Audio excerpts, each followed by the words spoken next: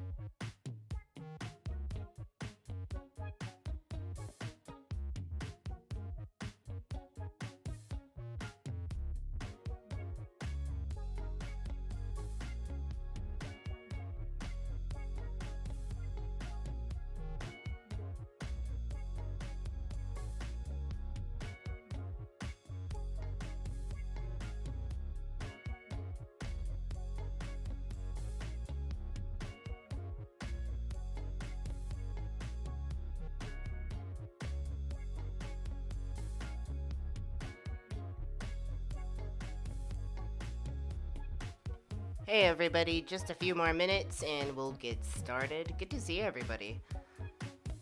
If you have not already, please like the stream and share the stream. Like I said, we're going to get started here in just a few minutes. Just waiting a little bit longer for people to get in. Sometimes the notifications come in really late, so I like to give people a chance to get in before we start diving into the topic. And the way we do that is by hanging out in our little load screen chat.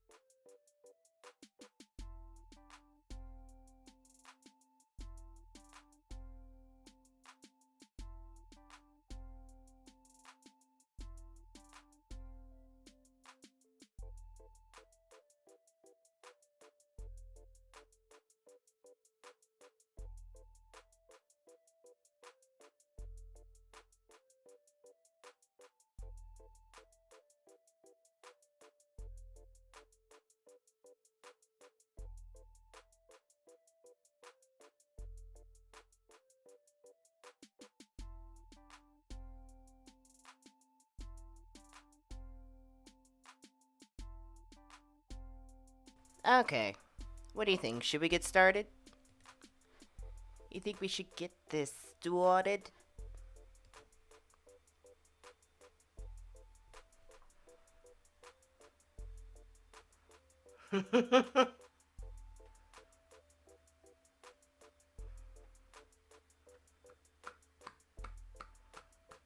Let's get the demon faces.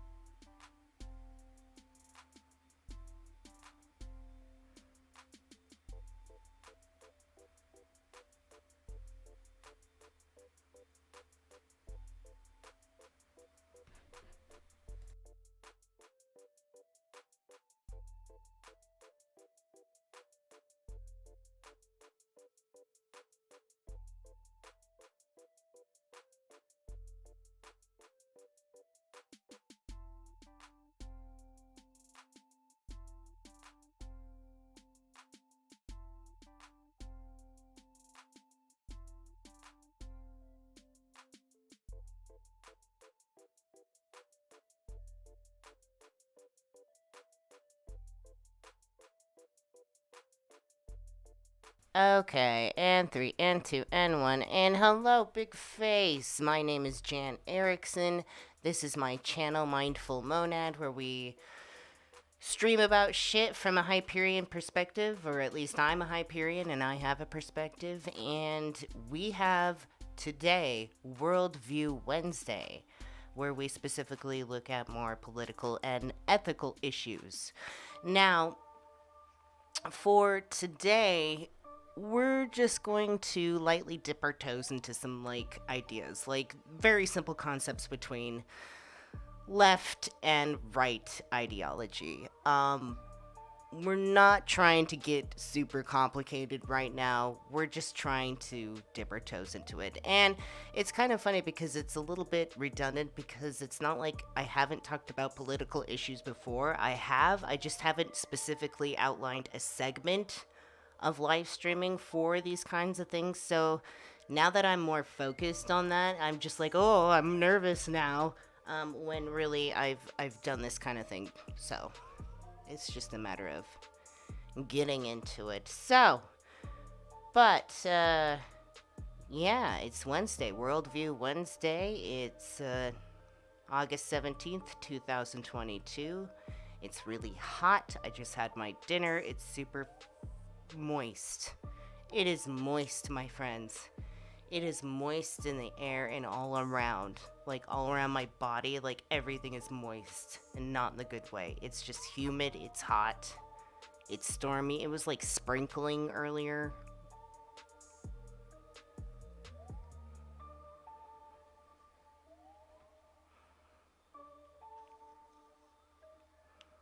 So, right off the bat, I see our moderators in the house. Philip, Cassie, Susan, thank you so much for coming and moderating for us. We really appreciate you volunteering your time to keep our stream chat box healthy. And now who else do we have? We got Elise, good to see you. Evil Blue Rose, always good to see you. Hope, always good to see you. Renaissance Fairy, hello. Velvet Tears, hello. Dahlia, hello. Zero, hello. Rebecca. Pooks, good to see you.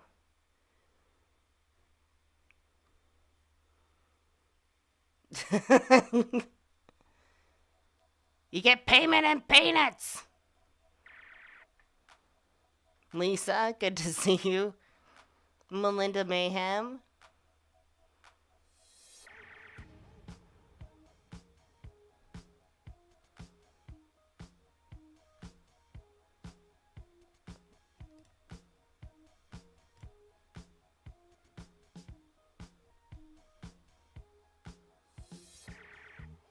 We got R1, Heretical Response. Heretical Response, by the way, thank you so much for buying the Hyperion Halloween Hangout t-shirt.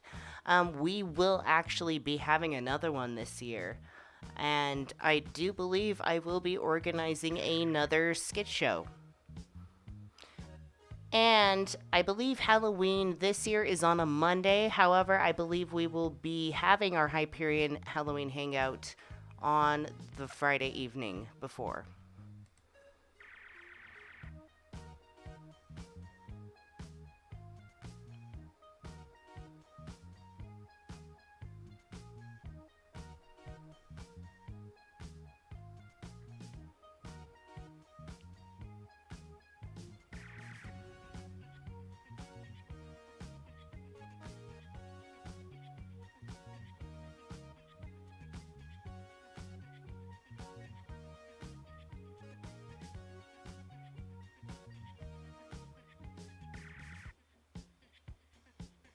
Oh, Laura, good to see you.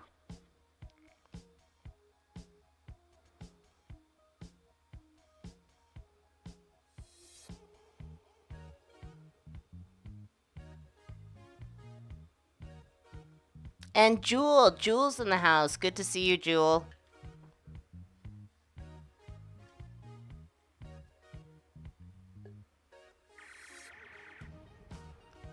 So let's see, what time is it? It is almost 6:30. Okay, just a few more minutes and then we're gonna get started into our topic.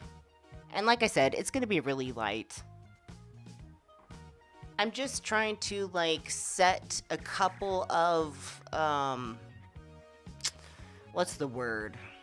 Stones of foundation for when we start proceeding forward in the future to take a look at some popular political issues that are happening at the time.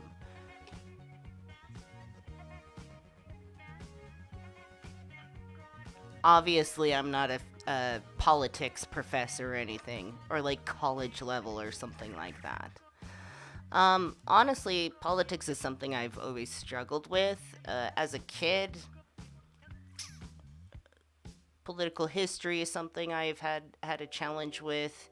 It hasn't been till I'm well into my adulthood now and somebody who just like does the adult stuff, like have a job and pay bills and things like that, to where like I'm finally feeling like the effect of the political issues. So, yeah, now I have some interest and some insight to what's going on. I spend time now. I have an awareness of what's affecting me. And honestly, a lot of it's been since the pandemic happened, I think, because the pandemic was so politicized. Like, something as basic as wearing a mask was so politicized. That's when I started to catch on to the bullshittery. I mean, I wasn't completely in the dark before, but I feel like sometimes it takes the right kind of event going on in life to get you hooked on to, or at least give you a foothold into political issues.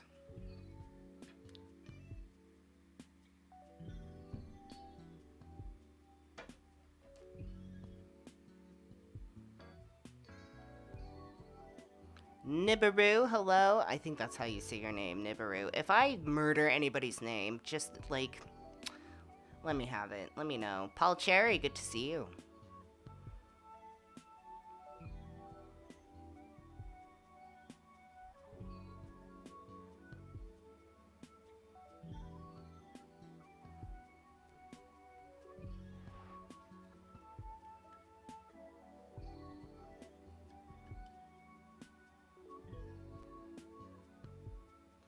Oh, so Eva Blue Rose says, it kicked off heavy for me in 2015 when I started protesting in Portland against police brutality. See, that's what I mean. I feel like it always takes the right thing to hit you the right way to get you involved. And it always hits you on an individual level, as in, like, it hits you from a perspective that you see through your individuality, and then it starts getting you to think on a collective level. It starts to get you thinking about not just yourself as an individual, but like how all of us can be individuals in the same place together.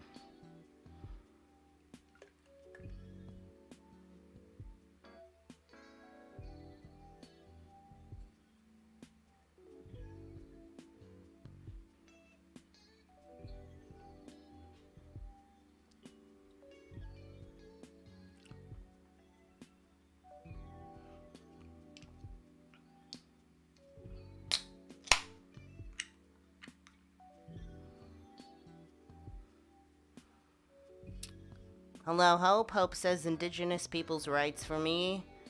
I may not be in this life, but I have ancestors and friends who are. Sometimes it's not something that gets you into politics that affects you directly. Maybe it takes something that affects somebody you really love, and that gets you a foothold into these sort of things. Lisa says it started for me with Trump. See, it kind of started with me for Trump, but Hyperfriends Assemble. Zero has tipped $5. Thank you so much, Zero. I love that. Thank you so much. Hyperfriends Assemble, exactly. Hyperion Friends Assemble. Yeah, I definitely started getting into it with Trump. At the time though, so much was going on in my personal life. I was starting to find more stable work and stuff. But now that I'm more secure in my work, I feel like I can attribute more attention elsewhere.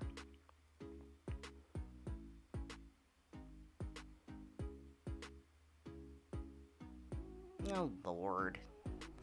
Hey, anti-morgue fuckboys. We don't give a shit. You're just edgelords. You need to put down the electronics and go outside, like, unironically. Anyways. So, where was I?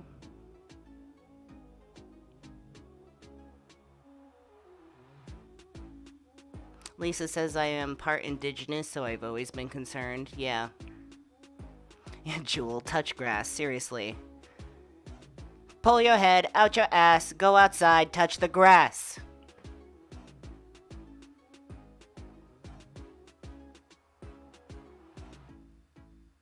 Does anybody, like, I don't know, I'm not exactly a political issue, but it's so interesting. It's like, I remember when I started going to public school, like in kindergarten and stuff, like, something about being a little kid, you think the world is perfect, right? It's like everything is just super just innocent, like you're not yet jaded by things. And I remember the first time I learned about the concept of pollution, like polluting the earth, like dumping shit into the ocean, like throwing garbage everywhere and all that stuff. And I remember, like, thinking how weird that was. I'm like, why would we do that? And at the time, obviously, I did not get the grand complications of political issues, ethical issues, how big corporations have a handle into things and are affecting things and how they can get away with things because of their influence.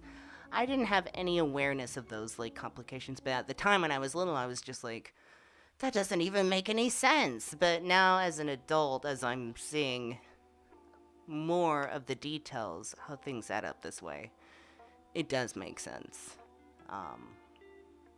It's just really unfortunate. Hey, MC Heavyset, good to see you.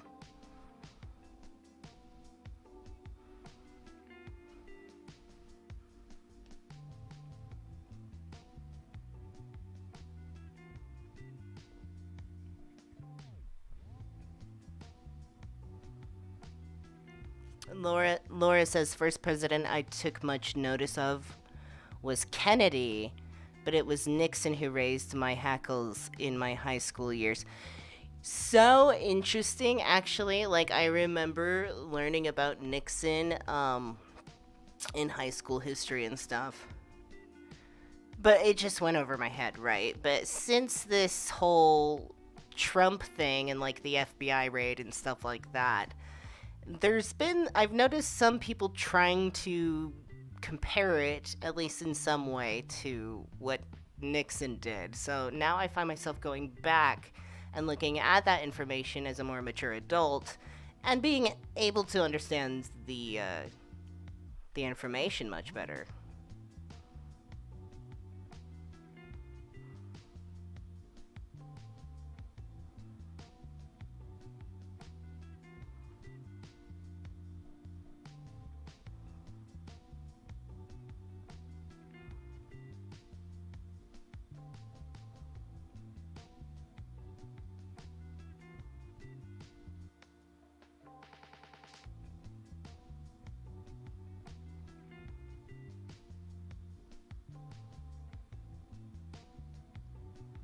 So, anyways, also keep in mind, I'm American, or as I like to just jokingly say, American. I'm American, because I don't know.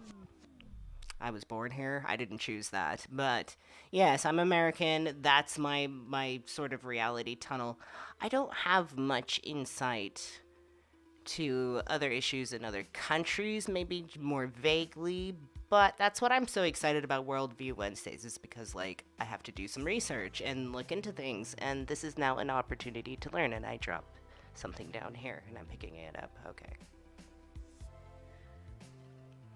Which brings me to, like, I was a little bit nervous going live today. I'm like, geez, like, I'm just gonna, like, come forth and declare, like, I'm gonna talk about political issues. But I used to feel that way about philosophical stuff as well, like philosophy things. And ever since I just took the dive and started getting into it, and I think some of my most like earlier takes and stuff were a lot more shaky and stuff, like obviously. But as long as you just stick with this shit, and that's why my motto with this is just stick with it. Like, eventually you're gonna get better. It's when you give up that it just falls apart. So, and I believe one of the very first few Mindful Monad episodes I made had political issues in it, because there was the death of Ruth Bader Ginsburg, and then the replacement of Amy Coney. Mind drawn a blank, I can't remember her last name. And at the time, I was saying, like, I'm really concerned about this replacement for Ruth Bader Ginsburg, because I fear the overturning of Roe versus Wade. And guess what happened? Roe versus Wade got overturned. Not because I said it was going to happen, but because, hello, reasonable factors led to believe that that would happen, and it happened.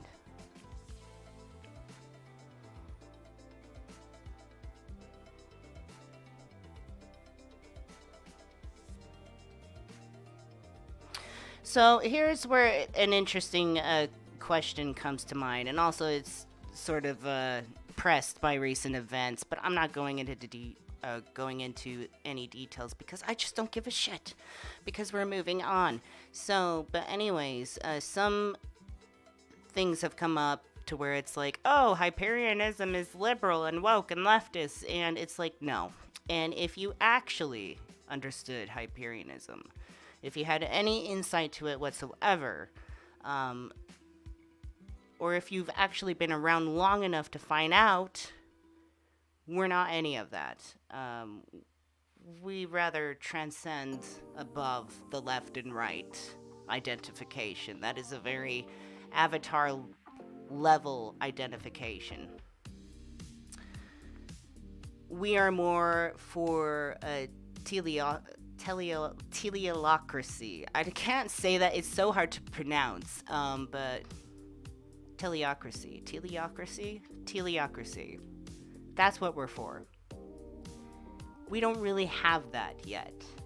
There's a lot of things that have to be put into place to get there. We're not going to lay that out all of that tonight. Obviously, that's not what the plan is, but I just want to answer the question, are we left or right? We are neither. As Hyperians, as Hyperianism stands. Personally, individually, I don't know how you all align. I'm not here to tell you how you should align. Align how you want. But here's where I'm going to bring in the perspective when we look at these political issues and these worldwide issues is as a Hyperion. Now, as a Hyperion, I don't feel like I align as either left or right. However, there are more things leftists that seem to go with Hyperianism than that on the right side.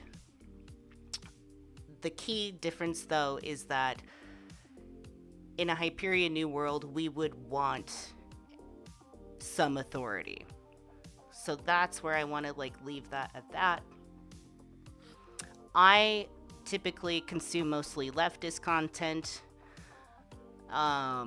because everything is so polarized today, so it's well, I'd rather take that if I had a choice. And I hate that with the whole dichotomy thing, and that's a huge fallacy to have to choose between one thing or another.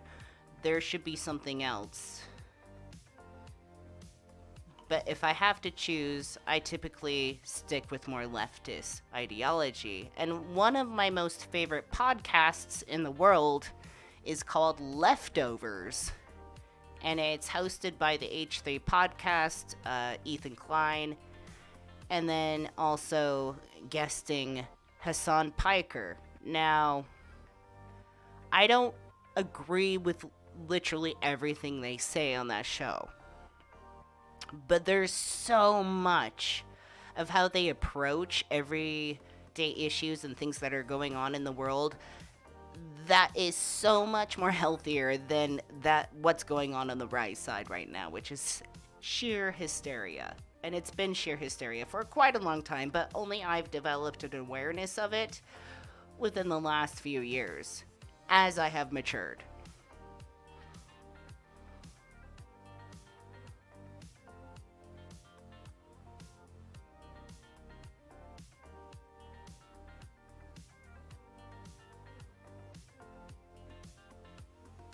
Yeah.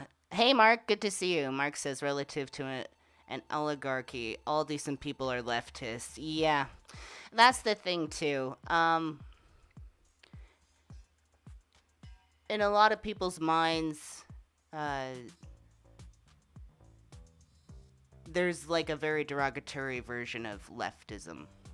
And I feel like mostly it's leftists having a problem with leftists. That's what I've seen. The right, as crazy as they are, sad to say, are fairly unified. Not fully, but fairly unified in comparison to leftists, who I feel will more often than not attack each other than they will tackle the issues that they're actually mad at. And I've heard this said by several people before, so this isn't a new take from me that I'm making up. Leftists tend to attack other leftists because they feel powerless. They feel powerless against the actual toxic systems in place that are holding all of humanity back. And so they have to find a way to express and exercise that power somewhere else. And the best thing they can do is take their fingers and point it at other leftists and be like, you're not doing enough. You're fucking this up. You're being too woke. You're being too liberal. You're being too this, too that, too blah, blah, blah, too rainbow, too much glitter. It's sad. There needs to be much more unification there on the left, if you ask me. I don't like to fully identify as left, but I wish the left would work harder in that.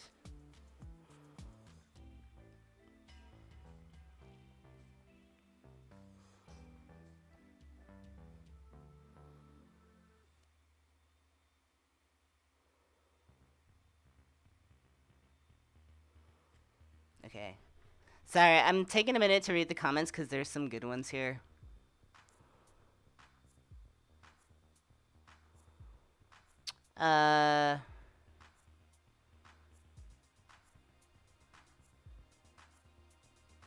Imaginista says, I like watching the Majority Report with Sam Cedar. Some interesting, smart viewpoints. I haven't seen much of Sam Cedar.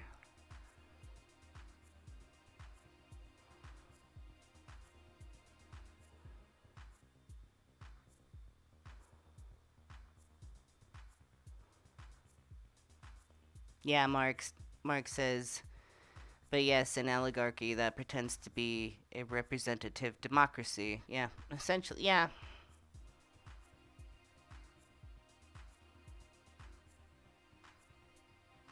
Yeah.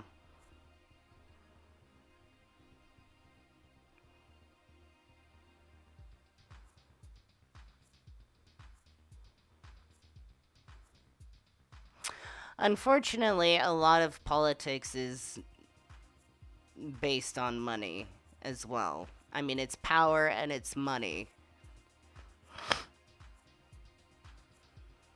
A lot of politicians are backed by large corporations and rich elite, this, that, and the other. And as much as I would like to say the Democratic Party is great, unfortunately, they are also very swayed and persuaded by rich eliteness, by money, by their wallets.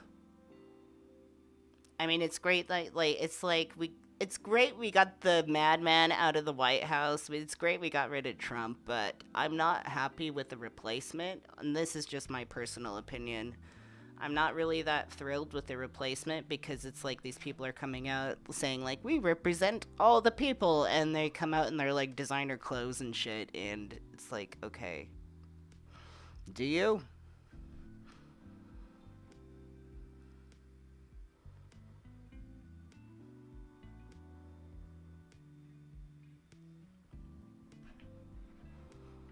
Hey, if you haven't liked the stream, please do.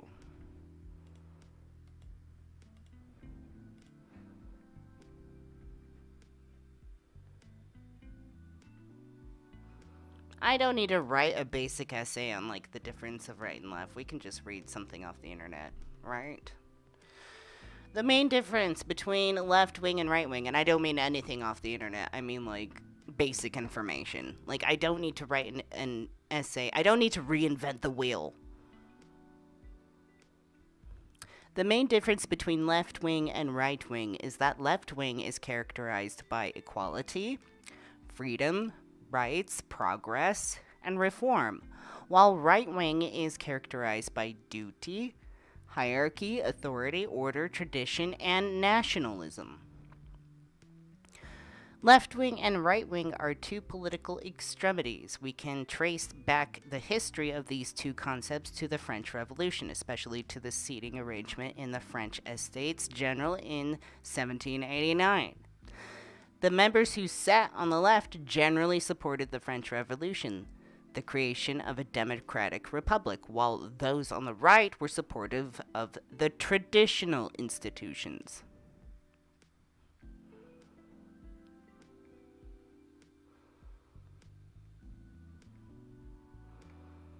Alright, look at this little graph here.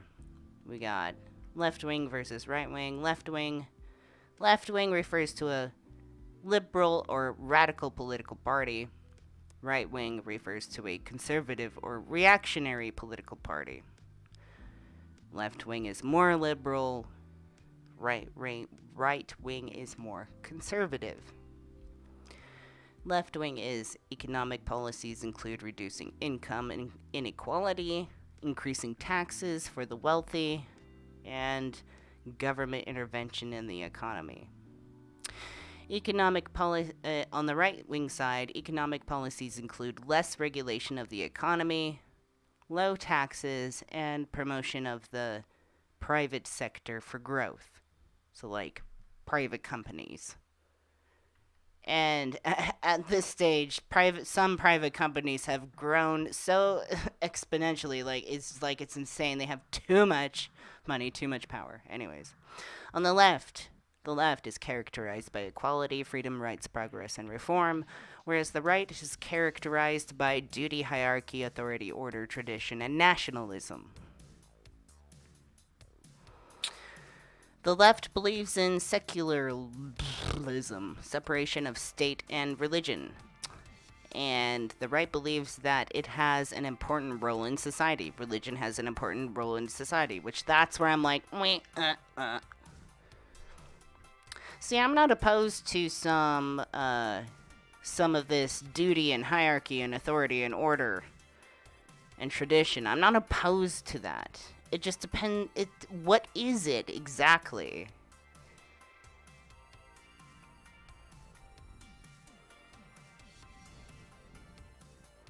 But don't say that religion has an important role in society, because it just honestly doesn't. Anyway, so the left holds progressive views on matters like same-sex marriage, abortion, and immigration. That's where I feel like I get along with the left.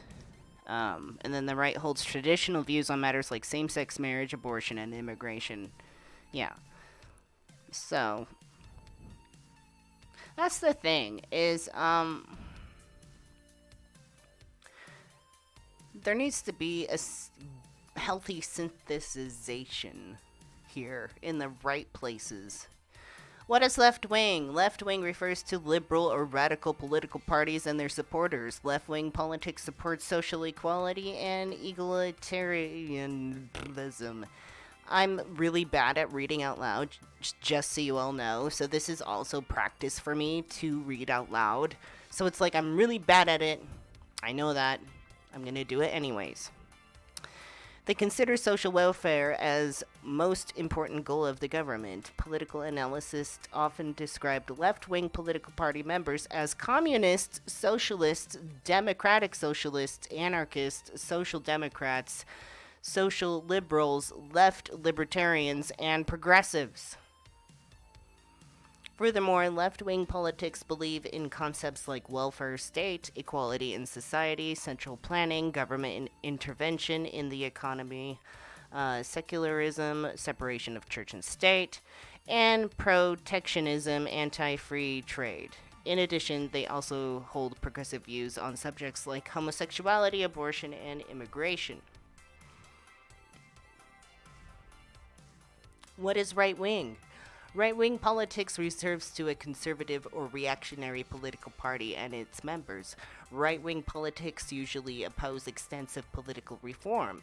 According to right-wing politics, social order and hierarchy is inevitable and natural, and right-wingers typically support this position on the basis of natural law, tradition, or economics. Political analysis describe right-wing political supporters as conservatives, neoconservatives, imperialists, right libertarians, monarchists, fascists, and traditionalists. Furthermore, right-wing politics emphasize concepts like duty, authority, order, tradition, nationalism. Right-wing politics also have traditional views in matters like abortion, homosexuality, and immigration. Moreover, right-wing politics believe in the limited role of government in people's lives. People's life and economy. In addition, they believe in concepts like nationalism, personal freedom of people, less regulation of the economy, low taxes, promotion of private sector for growth, equality for all, which no special provisions to minorities, religious conservation and tradition.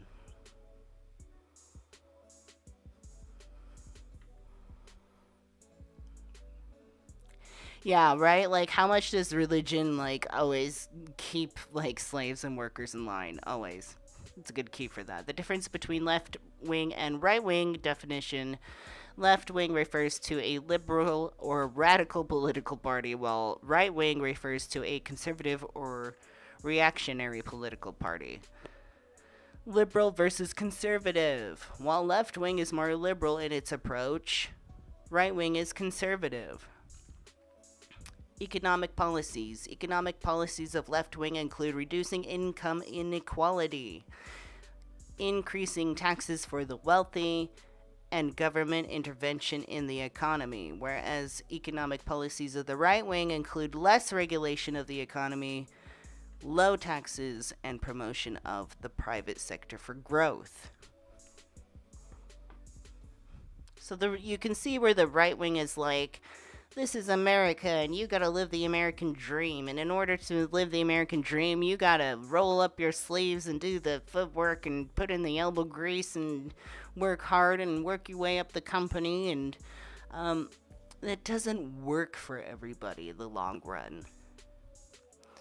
Whereas the left side is like, we needed to tear down the patriarchy and we need to limit these capitalists, and people can live the white picket fence dream, but only for so much, and we need freedom of pretty much, it's like a lot more individualistic. Yeah, Cassie's like, bootstraps, pull yourself up by your bootstraps. The whole phrase, pull yourself up by your bootstraps, is an oxymoron. Nobody can pull themselves up by their bootstraps. That's the point of it. It's like you're doing the impossible, and they're telling you that's how things should be done. And that's where I highly disagree with that. I don't think everybody should be made to suffer unnecessarily. For what? If we have the resources, we need to delegate them appropriately. Yes, I believe people are entitled to some sort of housing or something to help them on the baseline. But I also believe that people should be able to work towards something. So I am down for like a little bit of capitalism in a certain way, so long as you're not able to take it so far overboard that you're having way too much influence in the world, like such as being able to influence political figures. Characteristics. Left wing is characterized by equality, freedom, rights, progress, and reform, while the right wing is characterized by duty, hierarchy, authority, order, tradition, and nationalism. That's where I like some aspects of the right wing too, is I think there absolutely needs to be a degree of authority.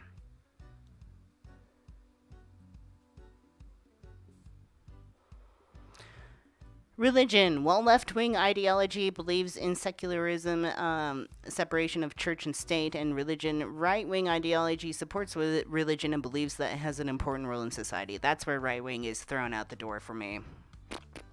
Won't. Get out. Me personally, if you're gonna ask me about religion, I don't think religion is something that's gonna be squashed out of existence. You're not gonna bully that out of existence. However, I don't want religion to have any influence on how it governs people. So it doesn't really have an important role in society. It can be a recreational role in society, purely recreation, something you do for fun.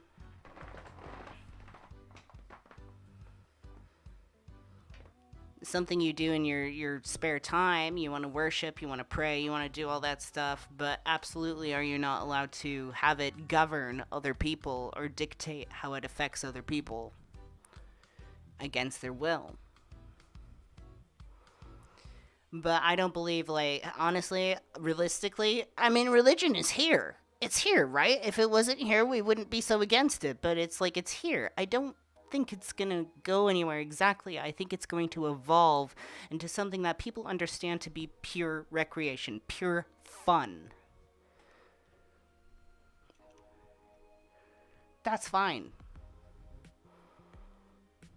Okay, so anyways, moving on. Same-sex marriage, abortion, and immigration. Moreover, left-wing politics holds progressive views in matters like same-sex marriage, abortion, and immigration, whereas right-wing politics have traditional views regarding them. That's a little... I wish they gave a little bit more on the right-wing view there.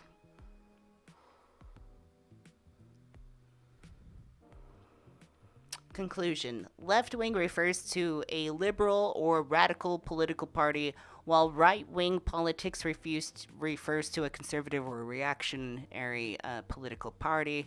The main difference between left wing and right wing is that left wing is characterized by equality, freedom, rights, progressive, and reform, while the right wing is characterized by duty, hierarchy, authority, order, tradition, and nationalism. References, blah blah blah. So that's just a simple thing. Like I said, it's not meant to be over our heads. We are just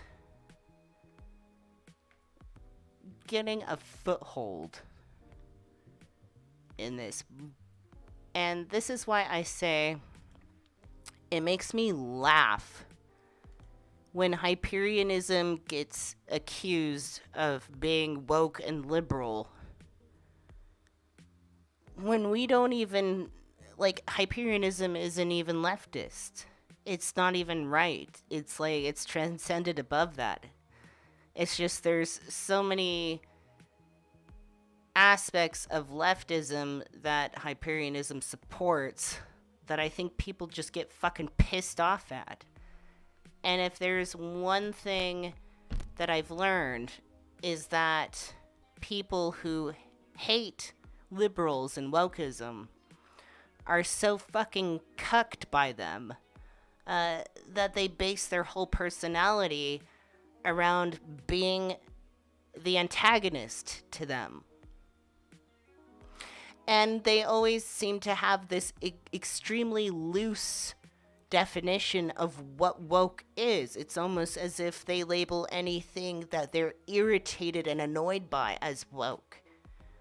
You know? So no, Hyperianism is not woke. It's not liberal. It's not fascist either.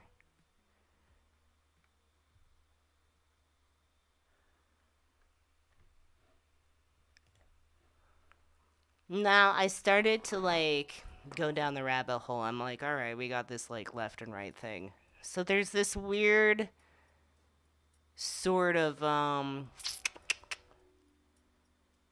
there's, like, this horseshoe theory. And the horseshoe theory is that it's not, like, linear. Like, it's not, like, a line from left to right. It actually kind of does a horseshoe or like a circle so that you could almost go so far right that you circle it, like you go into left and then so left into right. And then in the center there's centrism, of course, which obviously, like, to be a centrist is to be within left or right, which again Hyperianism transcends above.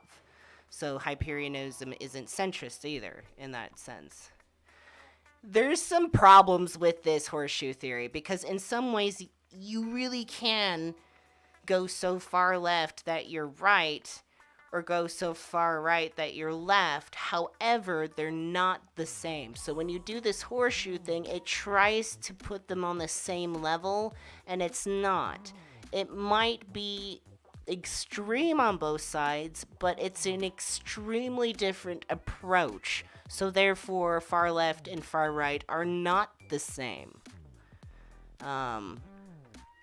But you can go so far left that you start to adapt far right methods, and therefore you make the jump.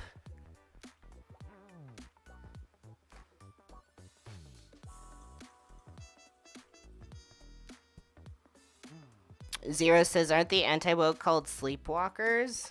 I don't know. See, I don't really, like, I don't identify really as woke, but, like, I mean, what some people consider to be woke issues, I do think are important and I care about. So it's like, does that make me woke? Like, I don't know.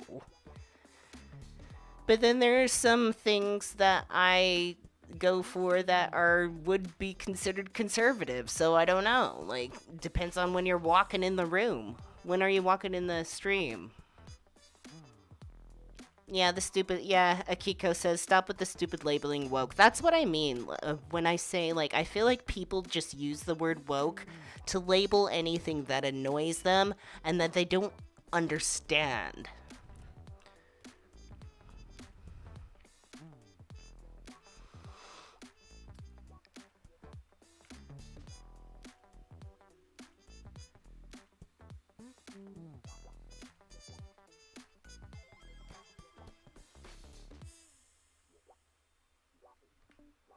Let's see. So let's read this article. After the first round of French presidential elections, several liberal commentators condemned the defeated leftist candidate Jean-Luc, last name I can't pronounce, for refusing to endorse the centrist Emmanuel Macron.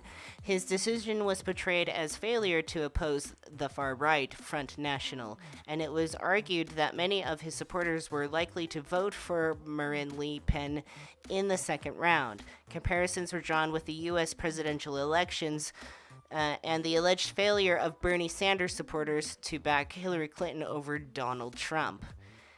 Y'all remember when Bernie Sanders dropped out and there were so many like liberal Democrats that are like, you know, I'm so fucking pissed about this. Like, I'm just gonna like vote Trump anyways. Fuck this. That's a very layman terms way of like saying it, but that's where we're getting at here. The French thing, I don't understand as much, but I get it. It's like there's this weird line where it's like people get so aggravated about political issues. If they're far leaning on one side, suddenly they make a jump because they're so fucking pissed. But it's not like a horseshoe. It's not like on the same playing field, like I said. It's approaching extremism from totally different aspects, but it's not a damn horseshoe or circle or whatever. It just seems like it is.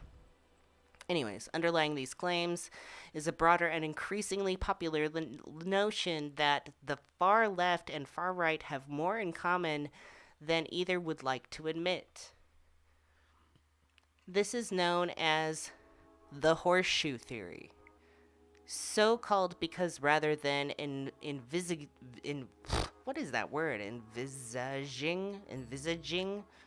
the political spectrum as a straight line from communism to fascism. So that's what I meant earlier, is like typically you want to see it as like a straight line from left to right, from communism to fascism. It pictures the spectrum as a horseshoe instead, in which the far left and far right have more in common with each other than they do with the political center.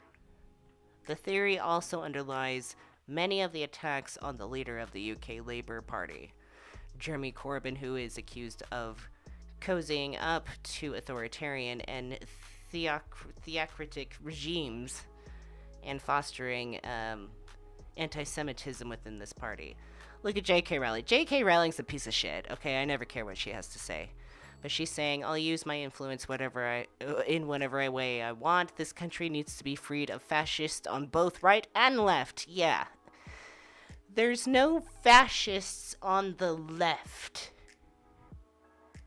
You go extreme left and then you say, fuck it, I'm gonna be a fascist. But there's no fascism on the left. That's not how that works. I mean, look at this. Far left, far right. That's what this horseshoe thing's trying to do. And then here, what do we see? Is there any fascism and leftism in these basic definitions of leftism? Is there any fascism in there? No, it's on the right. So perhaps you've gone so extreme. It's not really about the leftism. It's about the extremism. Perhaps that's what's happening here. Anyways, taken one by one, these claims do not withstand scrutiny. Did this person give blah blah blah to blah blah? No. I feel bad I can't pronounce these names. Oh, I'm gonna look back on this and laugh. He explicitly ruled out supporting Le Pen, and most of his supporters voted for Macron in the second round. There are anti-Semites in the Labour Party. Yes, but there are anti-Semites in every British political party. I did not realize that. The difference is that repeated incidents of racism in other parties go unremarked. Let's see. Pro tip. Blah, blah, blah. Can we instead find convergence between far left and far right at the level of policy? It is true that both attack neoliberal globalization and its elites. But there is no agreement between far left and far right over who counts as elite, why they are a problem, and how to respond to them. That's true. Left and right really can't decide on what's elite because there's a lot of right that the leftists think is elite, but then right thinks a lot more gruesome shit when they think about elites. When billionaires real estate mogul Donald Trump decrees global elites, for example, he is either simply giving his audience what he thinks they want to hear, or he's indulging in anti-Semitic dog whistling. See, yeah, that's kind of like what I figured by like the right's going into a darker place with what is elite, and it's like anti-Semitism. For the left, the problem with globalization is that it has given free rein to capital and entrenched economic and political inequality. The solution is therefore to place constraints on capital and or to allow people to have the same freedom of movement currently given to capital, goods, and services. They want an alternative globalization. For the right, the problem with globalization is that it has corroded supposedly traditional and homogenous cultural and ethnic communities. Their solution is therefore to reverse globalization, protecting national capital, and placing further restrictions on the movement of people.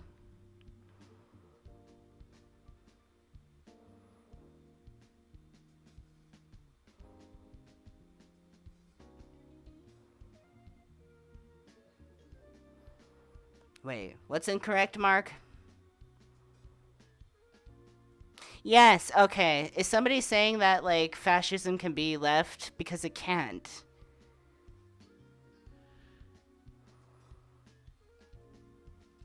Yeah. Yeah. No, see, look at this horseshoe. You see, you got far left, far right. We've already established through basic definition that fascism is in right. So you can go extreme fascism, which I think fascism is pretty much as extreme as you can fucking get. But far left, there is no fascism under that. So even though far left, you can have extreme people, they may seem like they're going fascist, but it's like they're really jumping to far right. There can be very angry far left, but that's not a fascism.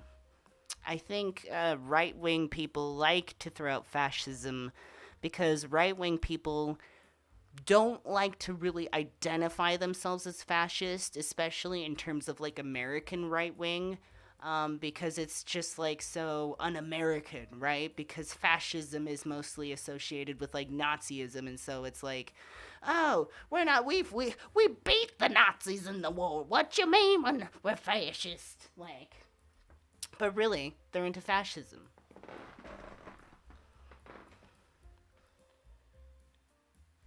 That's the fallacy. Isn't that tricky though? Isn't that tricky? Because it just seems it's like, oh, the lefts are fascists. They're gonna make us be queers. Like that's not what's happening. What's happening is the right wing people are making a boogeyman out of a lot of far left ideas. That's what's happening. And it just happens to be the far right that's the most vocal and the most in power at the moment. So what do we have? We have no choice but to listen to them make boogeyman out of, let's say, 2% of the population. Anyways.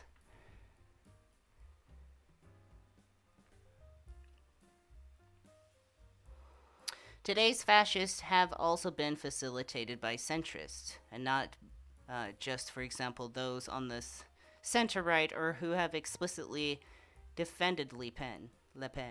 When centrists ape the sorry, I was burping there. When centrists ape the Islamophobia and immigrant bashing of the far right, many people begin to think that fascism is legitimate. When they pursue policies which exacerbate economic inequality and hollow out democracy, many begin to think that fascism looks desirable. You see? When you're like convinced to hate the woke liberals so much that you're like, fuck it, I don't want to be them. So how do I not be them in the most extreme way? I know. I'm gonna become a fascist. That's how that shit happens. If liberals genuinely want to understand and confront the rise of far right, then rather than smearing the left, they should perhaps reflect on their own faults. Boom. Did I not say before? And like I said, plenty of other people have said this. This is not a unique take. Leftists will attack other leftists well before they actually put the hard work into attacking actual oppressive systems out there that are bringing humanity down, that are holding humanity back. They do this because they feel powerless. They can't make change on a big, huge level, so they attack other leftists for not being perfect enough, for not doing shit enough. But it's like, there's such a wide range of right-wingers, of right-side people. Like, even they have some sort of form of unity. So, when you go extreme left, you start casting your gaze down at other leftists and the right wing. But then the right wing agrees with this extremist leftist hatred of other leftists and capitalize on that. Use that. So what happens in the end is just sheer fascism and hysteria. This is just a very simple way of putting things, but I think in detail I'd like to get into this. So, interesting thing I want to wrap up on before we pack up for the night is how recently with Trump's raiding of his home in Florida, suddenly, randomly, Republicans and right-wing people are all about defunding the FBI, which is such a liberal thing. I mean, it's like jumping into what they hate, essentially, so I feel like it goes both ways.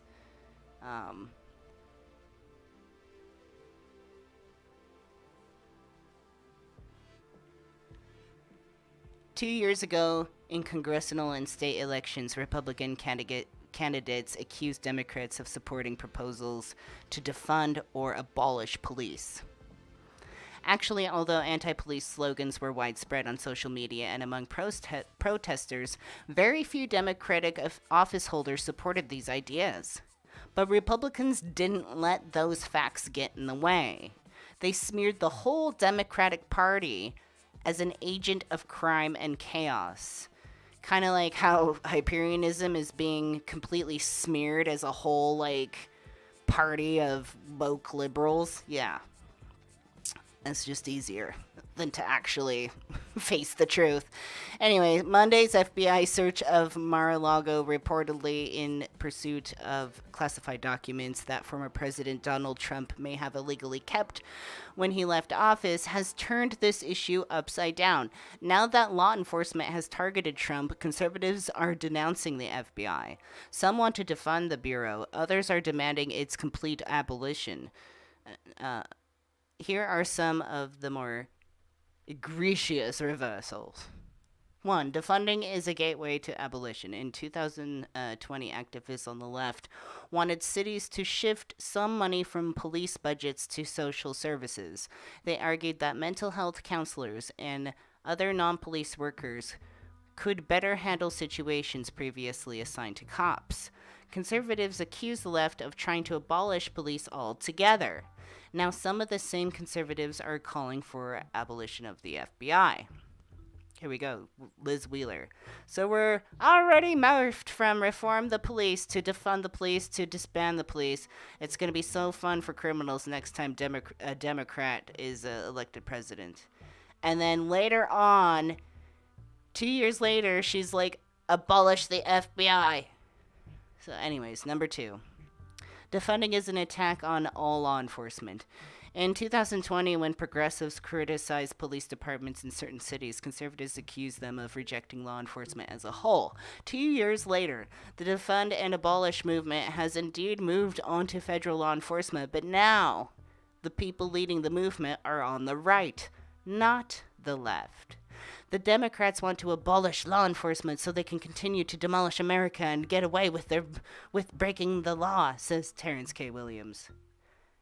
2 years later, he says, "What happened to President Trump today is disgraceful and un-American. The FBI is now officially corrupt and a criminal organization. Defund the FBI. Actually, the FBI should be dissolved. Raise your hand if you agree." Number 3. Defunding law enforcement leads to more crime. Republicans often made this point when the context was urban crime. But when the context is possible law-breaking by Trump or his associates, they no longer show how much interest in this deterrence. Marjorie Taylor Greene, one of my favorites. Perfect, yes, totally. Crime is exploding in Democrat-run cities. This is 100% the result of their left-wing policies of defunding the police, backing BLM, Antifa, destroying families, and coddling of criminals. And then 2 years later, Marjorie Taylor Greene's like, defund the FBI!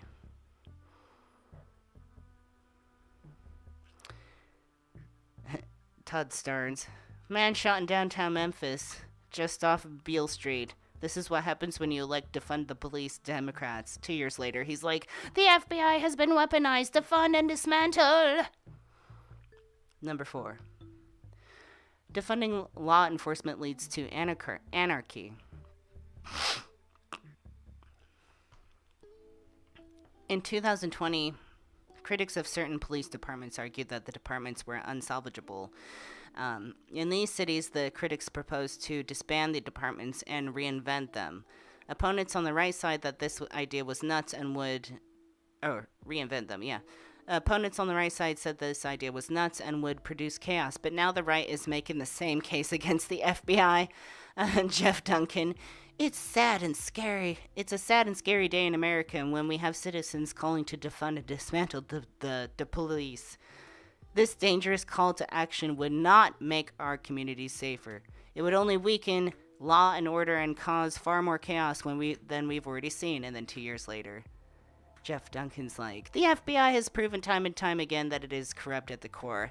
At what point do we abolish the Bureau and start over? I think we get it though, right? I don't think we need to dive into this much further. So as you can see, the right wing is acting very liberal right now, in the sense that they're trying to take down authority.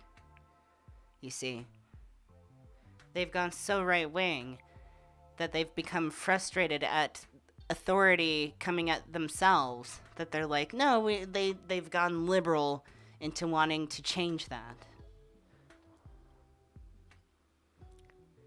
Sounds like both kind of has its flaws and benefits, but I don't mean that in in a centrist way, because centrism condones too much, I'm afraid. And like I said, Hyperianism is above all this and is more interested in teleocracy.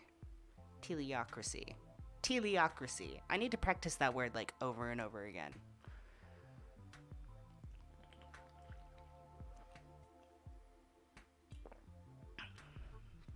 Anyways, what's going on in the chat?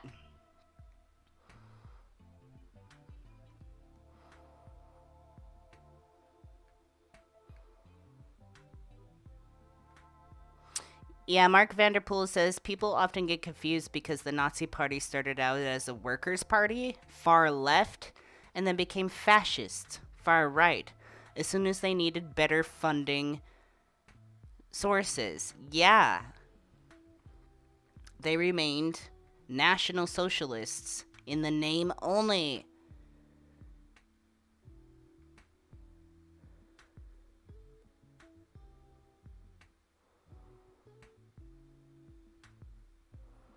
Yeah, Elise says it's kind of funny but irritating as being someone who's been on the defund message for a while, but for entirely valid reasons, different than them being mad that Trump got raided. Exactly.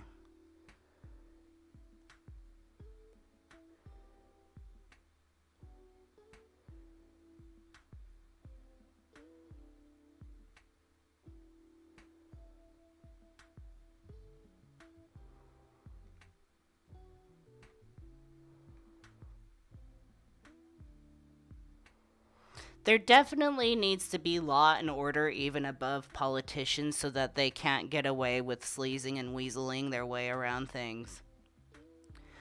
There needs to be some authority in law and order, absolutely. There needs to be some tradition, but tradition doesn't need to be instilling tradition on an individual level. It could be instilling tradition on a collective level.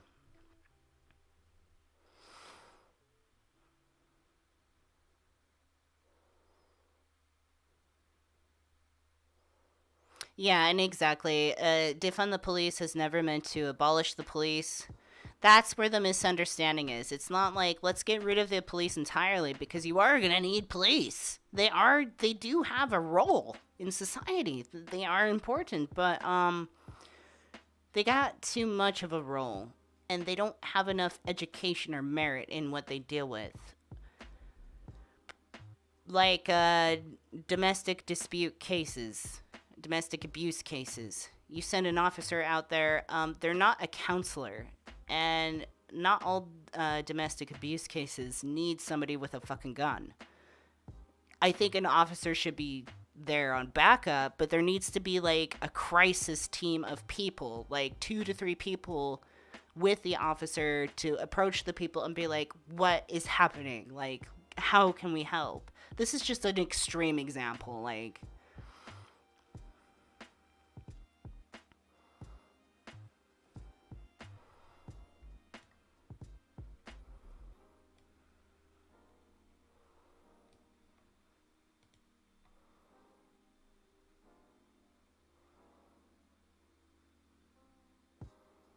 But anyways.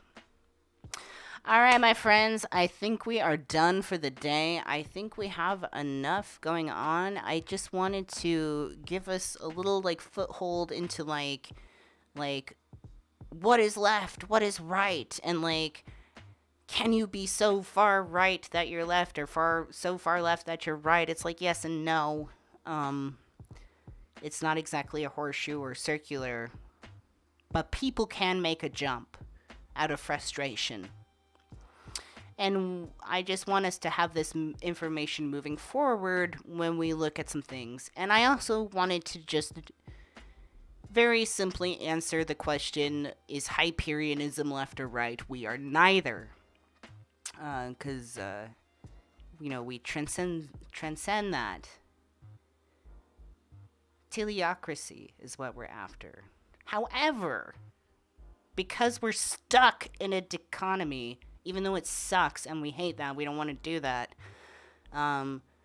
there are more things that are relatable on the left than the right. But it's not like a full choice. You know what I'm saying? But anyways, good to see everybody. Thank you so much for coming to Worldview Wednesdays. If you subscribe to my Patreon, patreon.com/JanEricksonOfficial, you can get access to our Discord server where you can send links directly to me of content you want us to review on the live streams and stuff, and you can talk to me on a more personal level there and hang out with me there. Also, please subscribe if you haven't to this channel. I go live 3 days a week now on Mondays, Wednesdays, and Fridays. And sometimes I go live with a Hyperion source on Saturdays. I'm going to be going live this Saturday with Susan and I think maybe Jewel. So I am live a lot. And if I'm not live, if Morg is live, I am in the chat room, so you can say hi to me there.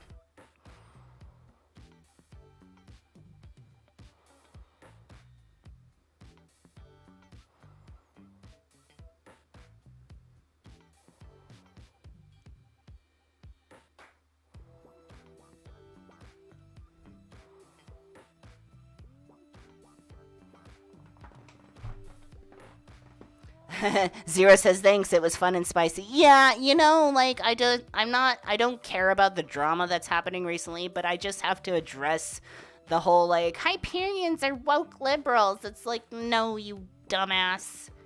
You buffoon. You troglodyte. Just shush. Shush. Shh. Shh. Anyways, thank you for coming, Pooks. Thank you to our moderators, Jewel, Philip, Susan, and Cassie. Thank you so much for keeping our stream healthy.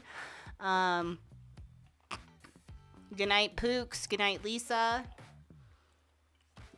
Mark, thank you so much for coming and contributing such wonderful thoughts. This was Mark says this was a great woke Wednesday, Jan. Yes, we're so woke. I mean, if you're fascist, we're woke, anyways. Good to see you, Joanna. Thank you for coming. Thank you for coming, Hope. Thank you for coming, Akiko, and let's see, Heretical Response. Thank you so much for getting the shirt. And let's see, yes, and Zero. Thanks again for the tip. If you guys want to tip me at mindfulmonad.com, you can tip me there. Tips really help out. I need tips. I take the tips and I put them back into programs and gear and things and just that, general living, like, eating and having a roof over my head and clothes on my ass and stuff like that. So that really helps me continue to do these live streams. And, with the way this is going, there might be more live streams. Who knows? One of these days, I might be live streaming 7 days a week. God. May have mercy on my soul if I end up doing that. But yes, again, please, go to patreon.com/JarenEricksonOfficial to get in touch with me through Discord and stuff. Now, I finally put together the list of patrons to have roll as credits at the end of every live stream. So when we go to our last screen, you will see that. So in addition to getting access to the Discord, you can also have your name on the credits at the end of each live stream.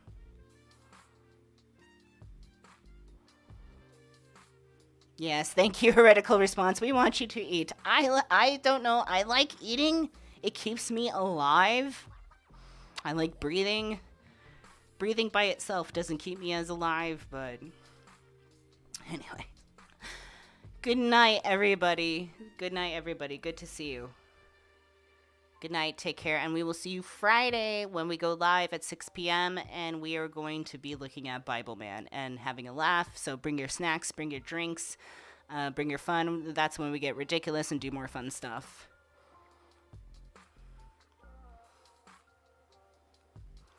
Good night. Good night, Susan. Good night, everybody. Laura, Lisa, everybody. Good night.